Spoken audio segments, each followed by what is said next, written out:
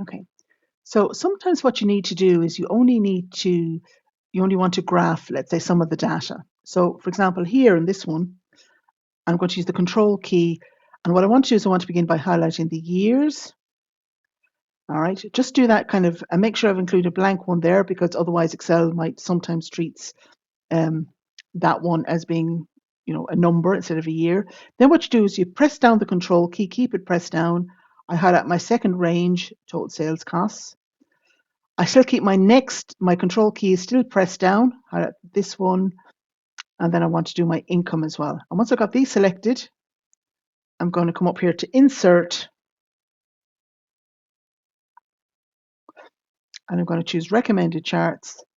And for this one, I'm going to choose a combo down here at the bottom. Okay. And what you can do then is I can put, for example, the income on the secondary axis. And then I click OK. There you go. And that's it done. And I'm just going to move my legend up to the top. Go to Legend. Right, because if you just a reminder, when people are looking at this is what they're going to see first. And I'm going to call this Very Profitable PLC.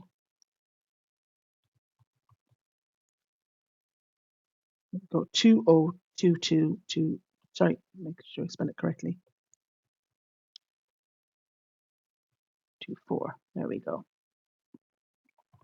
So that's how you'd use the Control key just to, select what they call the non-contiguous ranges.